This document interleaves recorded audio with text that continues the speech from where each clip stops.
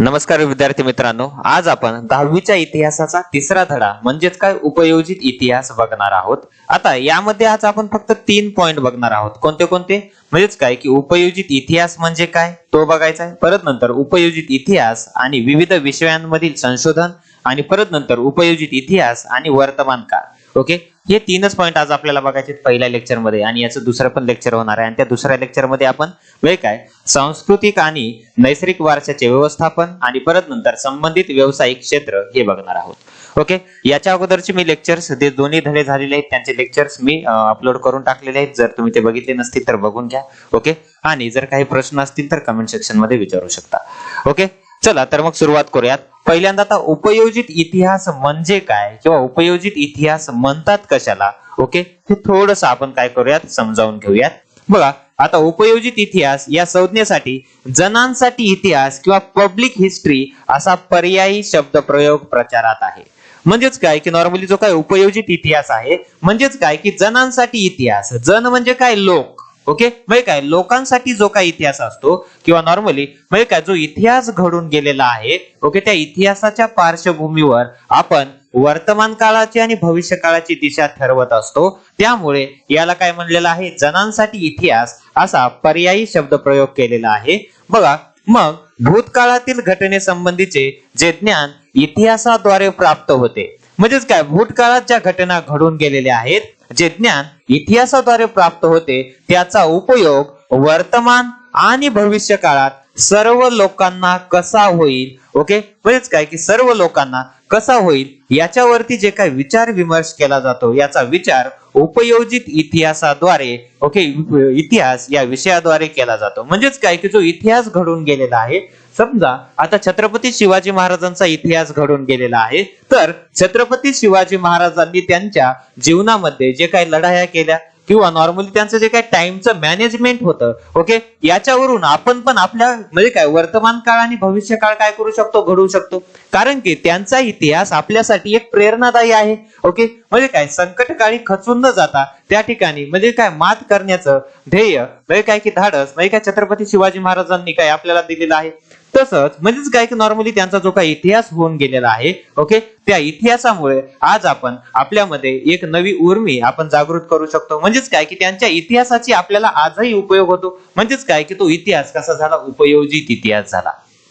Okay, या form मध्ये बघा, वर्तमानातील सामाजिक आव्हानांवर उपाययोजन करणे आणि सामाजिक उपयुक्ततेचे निर्णय घेणे यांसारख्या गोष्टींसाठी पूर्वी होऊन गेलेल्या घटनांचे विश्लेषण दिशादर्शक ठरते। म्हणजेच काय की नॉर्मली सामाजिक उपयुक्ततेचे निर्णय घेण्यासाठी म्हणजेच काय की पूर्वी समाज कसा होता आणि कोणत्या घटनेमुळे किंवा कोणत्या कारणांमुळे समाजामध्ये काय घडलं आणि अशा घटना होऊ नये यासाठी उपयोजित इतिहास महत्वाचा ठरतो। कारण की माग जो काही इतिहास होऊन गेलेला आहे, ओके, किंवा नॉर्मली ज्या काही घटना होऊन गेलेल्या आहेत, ओके, त्या घटनेतून आपण काहीतरी शिकत असतो आणि आपलं वर्तमान काळ आणि भविष्य काळाची दिशा आपण ठरवत असतो। त्यासाठी इतिहासाचे ज्ञान आवश्यक असते। म्हणजेच काय की कोणताही आपण जर एखादा विभाग बघितला, प्रत्येक विभागाचा स्वतंत्र इतिहास असतो। ओके, जसे की शैक्षणिक विभाग असेल, भूसंधारण विभाग असेल, प्रत्येकाचा वेगवेगळा इतिहास असतो आणि त्या संबंधित त्याचं इतिहासाचं ज्ञान आपल्याला असणं गरजेचं आहे। ओके, या फॉर्म मध्ये परत नंतर नेक्स्ट बघा, उपयोजित इतिहासाच्या क्षेत्रात केवळ तज्ञ व्यक्तींनाच नव्हे तर सर्वसामान्य लोकांचा विविध अंगांनी सहभाग असू शकतो। कारण की उपयोजित इतिहास हा सर्व जणांसाठी इतिहास आहे किंवा सर्व लोकांसाठी इतिहास आहे। त्यामुळे म्हणजेच काय फक्त केवळ व्यक्ती म्हणजे काय तज्ञ व्यक्तींनाच यामध्ये सहभाग नसतो, तर सर्वसामान्य लोकांचा पण यामध्ये सहभाग असतो। बघा, संग्रहालय, प्राचीन स्थळे यांना भेट देणारे पर्यटक या नात्याने याचा सहभाग महत्वाचा असतो। ओके, कारण की नॉर्मली हे ज्यावेळेस भेट देतात त्यावेळेस म्हणजेच काय की इतिहास काय घडून गेलेला आहे आणि समोरची दिशा कशी ठरवायची आहे, ओके, याच्यावरून सर्व गोष्टी कळत असतात। परत नंतर पर्यटनामुळे लोकांमध्ये इतिहासासंबंधीची आवड वाढीस लागते। म्हणजेच काय की आता आपल्या देशामध्ये जर बघितलं, खूप सारे असे पर्यटन स्थळ आहेत ज्या ठिकाणी म्हणजेच काय की वेगवेगळ्या देशातून पर्यटक येत असतात। म्हणजेच काय की नॉर्मली त्यांना त्यावेळेस आल्यानंतर इथला इतिहास समजतो आणि त्याच्यावरून ते त्यांची दिशा किंवा भविष्याची दिशा ठरवत असतात। ओके, परत नंतर बघा, आता समाज मनामध्ये इतिहासाची जाणीव निर्माण होते आणि तसेच त्यांच्या बघा स्वतःच्या शहरात आणि गावात असणाऱ्या प्राचीन स्थळांच्या जतन आणि संवर्धनाच्या कल्पनेमध्येही ते सहभागी होऊ शकतात. ओके, या फॉर्म मध्ये म्हणजेच काय की त्यांना इतिहासाची जाणीव होते किंवा नॉर्मली त्या गोष्टीचं त्यांना महत्व कळतंय. ओके, या फॉर्म मध्ये म्हणून ते काय त्यांच्या परिसरामध्ये जे काय ऐतिहासिक वास्तू असतील किंवा नॉर्मली ज्या ठिकाणी इतिहास जतन केलेला आहे किंवा नॉर्मली जे काय वस्तू असतील त्यांचं संवर्धन करायला ते काय होतात लागतात. ओके, परत नंतर आता दुसरा जो पॉइंट आहे तो म्हणजे उपयोजित इतिहास आणि विविध विषयांमधील संशोधन.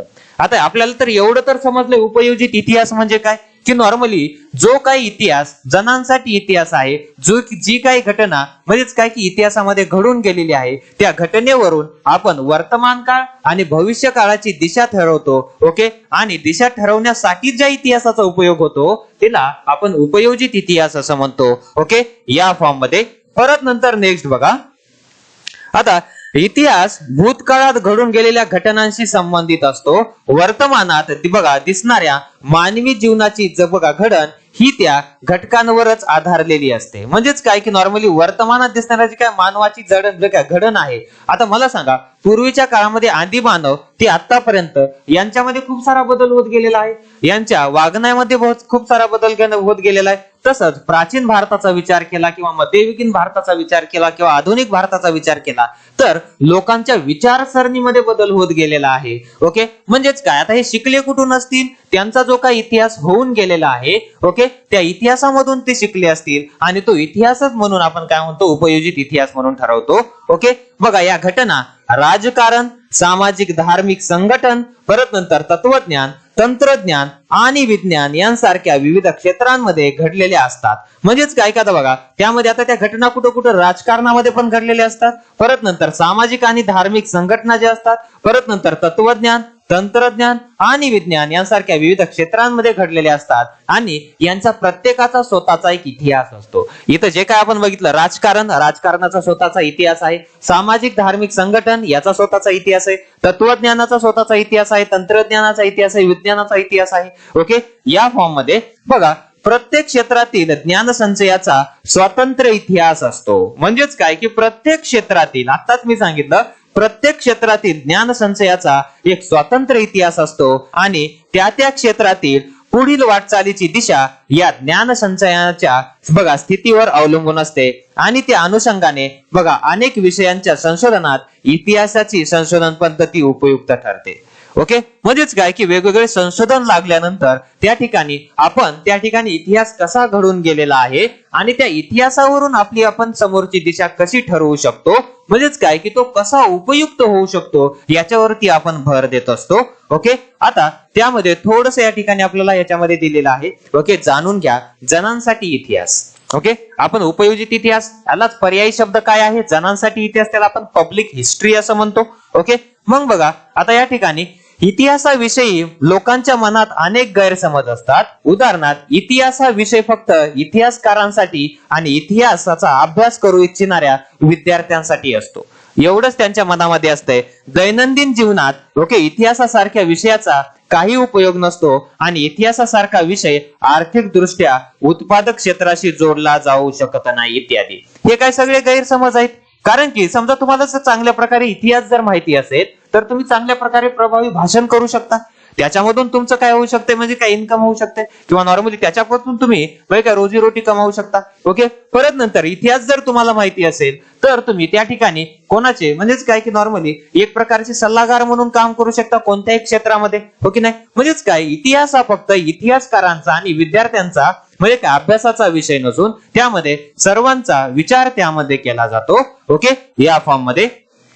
परत नंतर अशा गैरसमजांवर मात करत इतिहासाची नाळ ओके लोकांच्या वर्तमानातील जीवनसरणीशी जोडणारे क्षेत्र म्हणजे त्याला आपण इतिहास बघा जणांसाठी इतिहास असं म्हणतो. त्याला बरोबर अंडरलाईन करून ठेवा. ओके, म्हणजेच काय की नॉर्मली असे जे काही गैरसमज आहेत म्हणजेच काय की इतिहासाची नाळ लोकांच्या वर्तमानातील बघा जीवनसरणीशी जोडणारे क्षेत्र म्हणजे त्याला आपण जणांसाठी इतिहास असं म्हणतो. आणि परत नंतर बघा परदेशातील अनेक विद्यापीठांमध्ये जणांसाठी इतिहास या विषयातील अभ्यासक्रम शिकवले जातात. म्हणजेच काय की परदेशात जे काही विद्यापीठ आहेत त्याच्या अनेक विद्यापीठांमध्ये जणांसाठी बघा इतिहास या विषयावर अभ्यासक्रम आहे आणि तोही शिकवला जातो. परत नंतर बघा बंगळुरू येथे Srishti institute of art design and technology या संस्थेत सेंटर फॉर पब्लिक हिस्ट्री हा स्वतंत्र विभाग आहे. त्याला बरोबर अंडरलाईन करून ठेवा.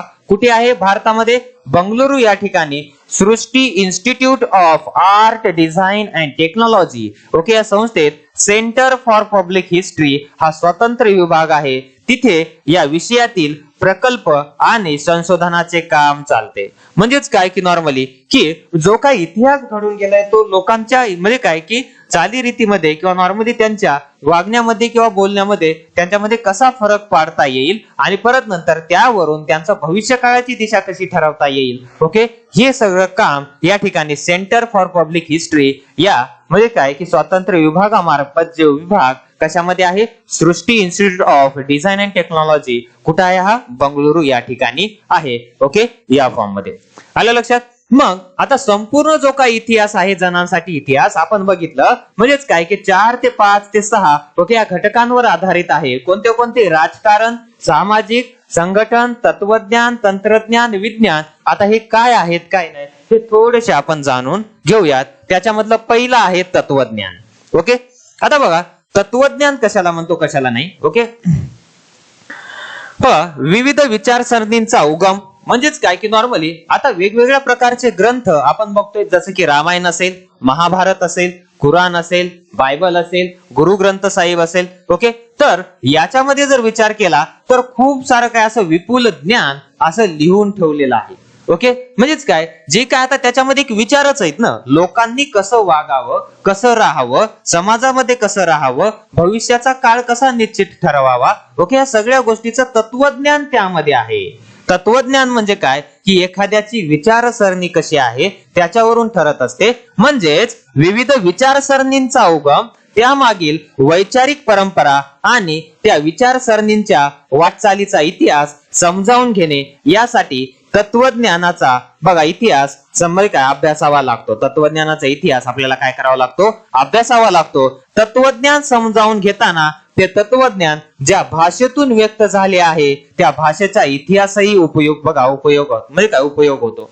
म्हणजेच काय की नॉर्मली आता आपल्याला मराठीमधले जे काही ग्रंथ आहेत ते वाचायचे. आता मराठी ग्रंथांमध्ये मराठीमध्ये तत्वज्ञान आहे मग त्याच्यासाठी आपल्याला पहिल्यांदा मराठी भाषा शिकावी लागते ओके त्याचं सखोल ज्ञान घ्यावं लागतंय आणि ज्यावेळेस आपल्याला वाचता येईल त्यावेळेस आपण ते ग्रंथ वाचू शकतो.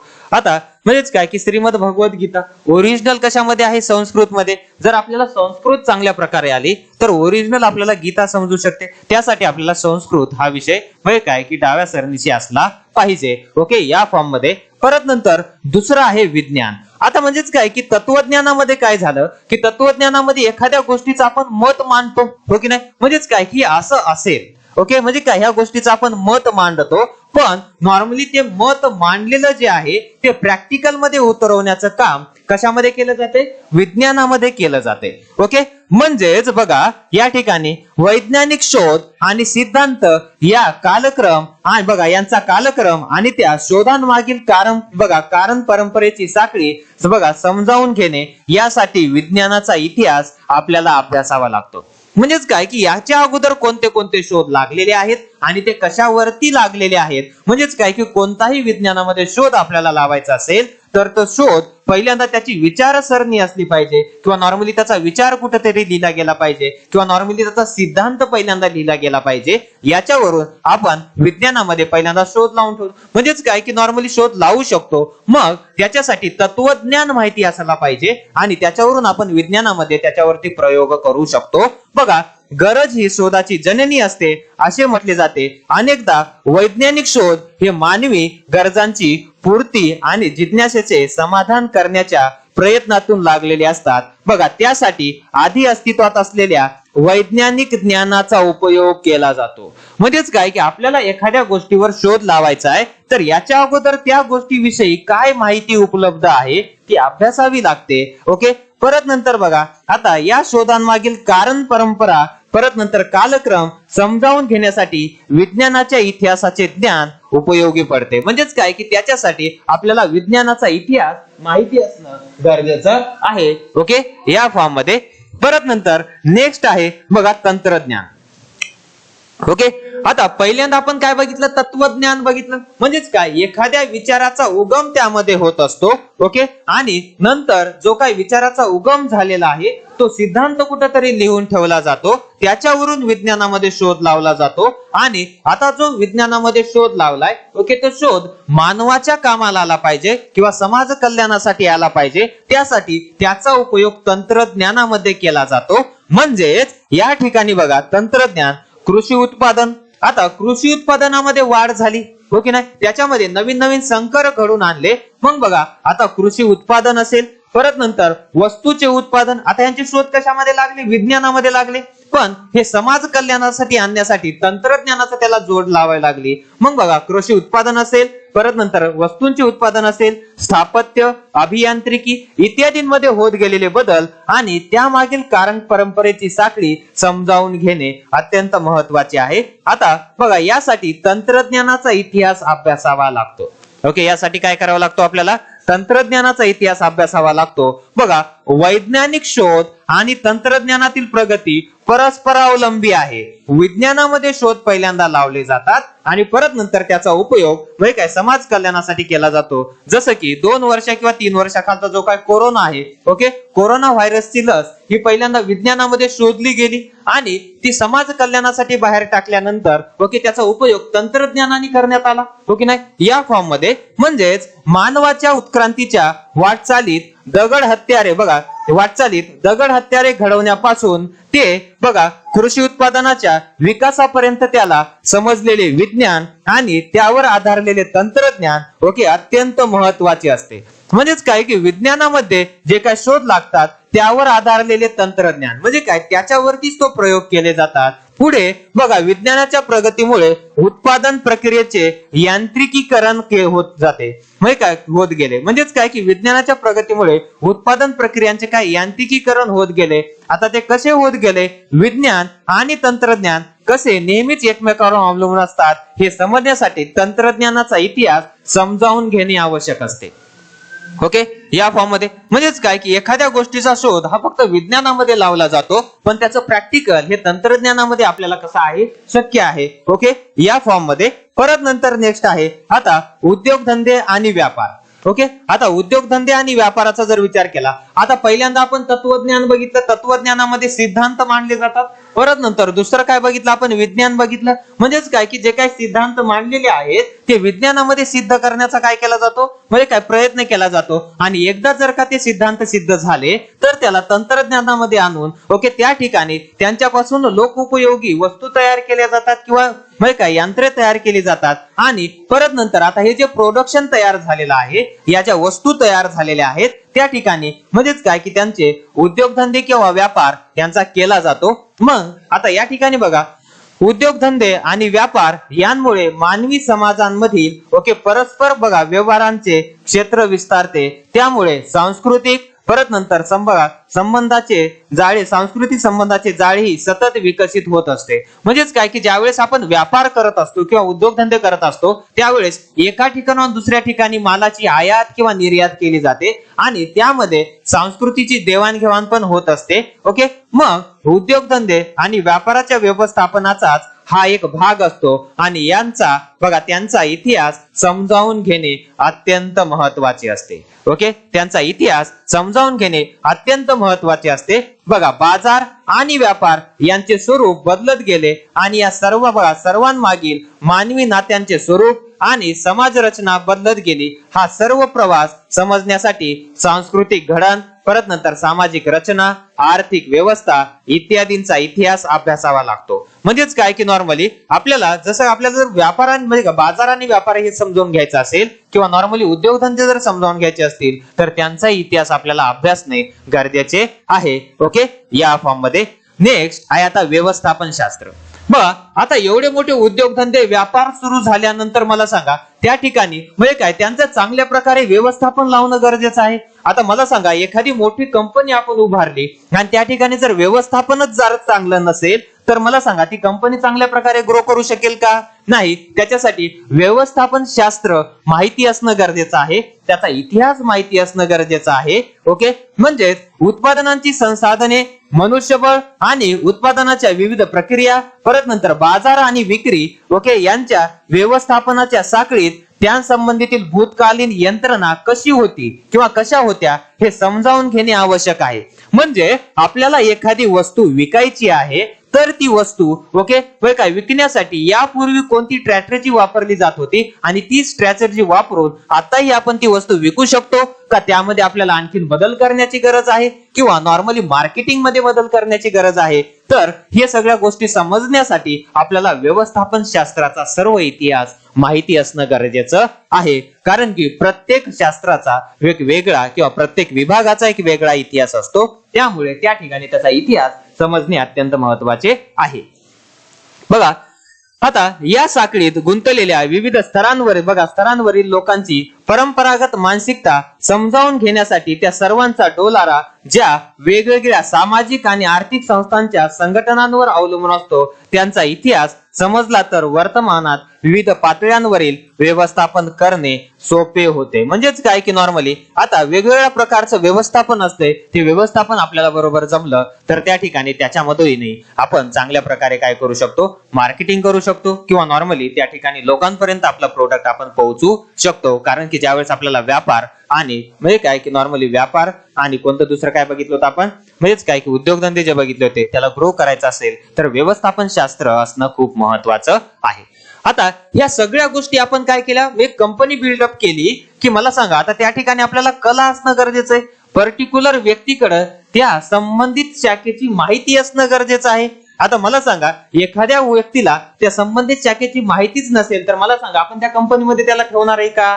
नाही. मग बघा आता या ठिकाणी कला बघा विविध कला क्षेत्रांमधील अभिव्यक्ती म्हणजे व परत त्यामागील वैचारिक भावनिक सांस्कृतिक परंपरेच्या आधाराने झालेल्या कलांचा विकास समजावून घेणे महत्वाचे असते. कोणत्याही कला आविष्काराचे मर्म, परत नंतर कलाकृतीच्या निर्मितीचा बघा निर्मात्याची मानसिकता आणि विशिष्ट कला शैलीच्या विकासाचा क्रम सांस्कृतिक इतिहासाच्या अभ्यासाद्वारे समजू शकतो. ओके, म्हणजेच काय की या फॉर्म मध्ये म्हणजेच काय की जी काही कला आहे ओके, एखादी कला आपल्याला समजावून घ्यायची असेल तर तिचा इतिहास काय आहे ओके, ती परत नंतर ती कला कोण सुरुवात केली. म्हणजेच काय की आपण विज्ञानामध्ये पण बघा एखादी काय प्रणाली असते किंवा नॉर्मली एखादी पद्धत असते किंवा गणितामध्ये एखादी पद्धत असते तर ती पद्धत कोणी शोधून काढली, कोणत्या शास्त्रज्ञांनी शोधून काढली, त्याचा इतिहास आपल्याला माहिती असणं गरजेचं आहे. तसंच म्हणजे एखाद्या कलेसंबंधी एखादी कला आपल्याला शिकायची तर त्याचा इतिहास आपल्याला माहिती असणं गरजेचं आहे. ओके, या फॉर्म मध्ये एक उदाहरण आपण घेऊया, जसं की मेकॅनिक, बाईक मेकॅनिक असेल तर आता मला सांगा एखाद्याला गाडी मेकॅनिक मध्ये काय बनायचं आहे किंवा नॉर्मली त्याला गाडी नीट दुरुस्त करायचं काय कला शिकायची तर मला सांगा त्याचा इतिहास सर्व माहिती असणं गरजेचं आहे. ओके, याच्या अगोदर किती प्रकारच्या गाड्या आलेल्या आहेत किंवा नॉर्मली कोणत्या कोणत्या गाड्या आलेल्या आहेत, परत नंतर याच्यानंतर कशा गाड्यांमध्ये अपग्रेडेशन होऊ शकते, म्हणजेच काय ही सगळी कला त्याला अवगत असणं गरजेचं आहे. ओके, या फॉर्म मध्ये म्हणजेच काय त्या कला आविष्काराचे मर्म त्याला समजावून घेणं आणि कलाकृतींच्या निर्मितीची मानसिकता काय आहे हे समजावून घेणं त्याला अत्यंत गरजेचं आहे. ओके, या फॉर्म मध्ये परत नंतर नेक्स्ट आहे आता मानव्य ज्ञान शाखा. मग बघा आता यामध्ये जर विचार केला बघा इतिहास बघा पुरातत्व, परत नंतर समाजशास्त्र, मानवशास्त्र, राज्यशास्त्र, अर्थशास्त्र यांसारख्या ज्ञान शाखांचा उगम आणि विकास यांचा इतिहास समजावून घेणे हे या ज्ञान शाखांच्या अभ्यासाचा आवश्यक भाग आहे. ओके, म्हणजे काय की नॉर्मली या सगळ्या ज्या गोष्टी आहेत जसं की इतिहास आहे, पुरातत्व आहे, परत नंतर समाजशास्त्र आहे, मानवशास्त्र आहे, राज्यशास्त्र, अर्थशास्त्र, ओके, या सगळ्या शाखांचा अभ्यास किंवा नॉर्मली इतिहास माहिती असणं एकदम गरजेचं आहे. तत्वज्ञान ही विज्ञान आणि इतर सर्व ज्ञान शाखांची जननी मानली जाते.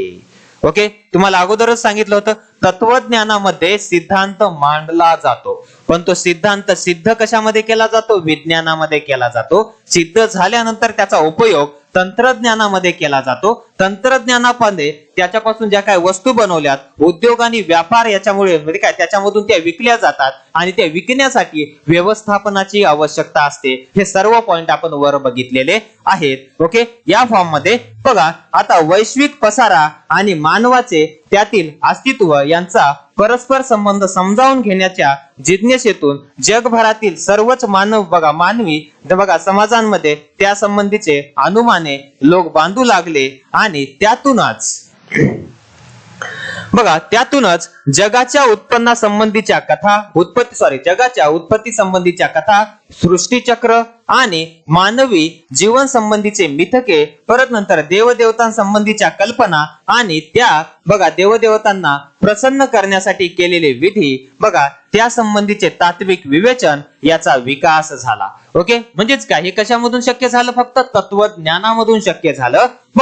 प्राचीन लोकांनी केलेल्या या गोष्टींविषयांच्या विचारात तत्वज्ञानाची बेरीज आहे. म्हणजे काय, तत्वज्ञानाची काय आहेत? बीजे आहेत. म्हणजेच काय की नॉर्मली हे सर्व काही गोष्टी कशामुळे शक्य झालेल्या आहेत? तत्वज्ञानामुळे शक्य झालेल्या आहेत.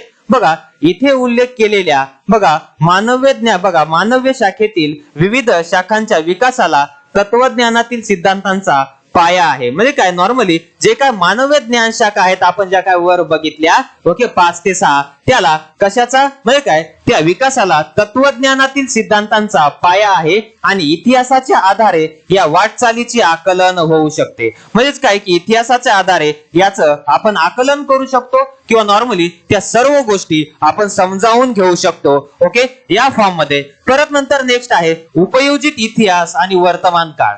कारण की नॉर्मली आता उपयोजित इतिहासाचा उपयोगच आहे की नॉर्मली त्या ठिकाणी अर्थ आहे की नॉर्मली आपला जो काही इतिहास घडून गेलेला आहे त्याच्यावरून आपण वर्तमान काळ आणि भविष्य काळ याची दिशा ठरवतो. मग आता यामध्ये इतिहासाचा दैनंदिन व्यवहारामध्ये उपयोग काय आणि असा प्रश्न नेहमी विचारला जातो आणि उपयोजित इतिहास म्हणजे काय या प्रश्नांच्या उत्तरात वरील प्रश्नांचे उत्तरही आपोआप मिळते. म्हणजेच काय की नॉर्मली जे काय म्हणजे काय समाज कल्याणासाठी ज्याचा उपयोग होतो किंवा नॉर्मली ज्या इतिहासाचा समाज कल्याणासाठी उपयोग होतो, ओके, त्याला थोडक्यात आपण उपयोजित इतिहास असं म्हणतो. भूतकाळाचे मूर्त आणि अमूर्त स्वरूपातील अनेक अवशेष वर्तमान काळात अस्तित्वात असतात. त्यांच्याबद्दल आपल्या मनात कुतूहल असते, आत्मीयता असते, ओके, या फॉर्म मध्ये, आणि त्यांच्या अस्तित्वाचा इतिहास आपल्याला समजावून घ्यावासा वाटतो कारण ते आपल्या पूर्वजांनी निर्माण केलेल्या कलाकृतींचे, म्हणजेच काय, आपल्या पूर्वजांनी निर्माण केलेल्या ज्या काय कलाकृती आहेत त्यांचे परस्परांचे अवशेष असतात. तो आपला सांस्कृतिक वारसा असतो. म्हणजेच काय की तो कसा असतो? सांस्कृतिक वारसा असतो. म्हणजेच काय, त्यामध्ये समाज रचनेमध्ये होत गेलेला जो काय बदल असेल किंवा नॉर्मली त्या सर्व तत्वज्ञान त्यामध्ये लिहून ठेवलेलं असते. परत नंतर ती आपली ओळख असते आणि त्या इतिहासाचे ज्ञान म्हणजे त्यांच्या इतिहासाचे ज्ञान आपल्याला आपल्या उगमाकडे घेऊन जाणारे असते. म्हणजेच काय की त्याच्यामधून आपल्याला आपला उगम कुठून झालेला आहे या सर्व गोष्टींचं ज्ञान आपल्याला त्यामध्ये होत असते. त्यामुळे तो सांस्कृतिक वारसा आपल्या आणि पुढच्या पिढींच्या हितासाठी दीर्घकाळ जतन करण्याचे आणि त्याचे संवर्धन करण्याची आवश्यकता निर्माण होते. कारण की नॉर्मली छत्रपती शिवाजी महाराजांचा जो काही इतिहास आहे कधी समजेल? ज्यावेळेस आपण गड किल्ल्यांवरती गेलो तर समजेल. हो की नाही? आता मला सांगा, गड किल्ले जर राहिले नाही तर त्या ठिकाणी त्यांचा इतिहास आपल्याला समजणार नाही. ओके, या फॉर्म मध्ये मग उपयोजित इतिहासाच्या आधारे मूर्त आणि अमूर्त स्वरूपातील सांस्कृतिक वारशाचे जतन आणि संवर्धन करता येते. ओके, म्हणजेच काय, या फॉर्म मध्ये त्यामुळे व्यवसायाच्या अनेक संधी निर्माण होतात. कारण की सपोज आता एखादा गड एखादा किल्ला असेल, आता त्या ठिकाणी जर आपल्याला त्याचं संवर्धन जर करायचं असेल तर त्याच्यासाठी एक वेगळा निधी तयार करावा लागतो. त्या निधीमधून त्या ठिकाणी रोजगार निर्मिती होईल जेणेकरून त्या किल्ल्याचे संवर्धन करता येईल. संवर्धन करण्यासाठी किंवा तिथला इतिहास समजावून सांगण्यासाठी काही युवक त्या ठिकाणी असतील. ओके, आणि त्या पर्यटक जिथे त्या ठिकाणी जे काही पर्यटक येतील त्यांना तिथला इतिहास सर्व काही समजावून सांगता येईल. ओके, या फॉर्म मध्ये. परत नंतर थोडक्यात सांगायचे म्हणजे इतिहासाच्या आधारे वर्तमान काळाचे यथायोग्य आकलन, म्हणजे काय, इतिहासाच्या आधारे वर्तमान काळाचे यथायोग्य आकलन आणि भविष्य काळासाठी दिशादर्शन, ओके, असे उपयोजित इतिहासाचे वर्णन करता येईल. ओके, या फॉर्म मध्ये आलं लक्षात? म्हणून उपयोजित इतिहास हा आपल्या वर्तमान काळासाठी आणि भविष्य काळासाठी अत्यंत महत्वाचा आहे. ओके, आलं लक्षात? या आज आपण या ठिकाणी थांबूयात आणि नेक्स्ट जो पॉइंट आहे म्हणजे काय सांस्कृतिक आणि नैसर्गिक वारशाचे व्यवस्थापन हा आपण नेक्स्ट लेक्चर मध्ये बघणार आहोत. ओके, चला थँक्यू सो मच. भेटूयात नेक्स्ट लेक्चर मध्ये. एखाद्या शब्द काय समजला नसेल तर तुम्ही विचारू शकता. ओके, चला थँक्यू सो मच.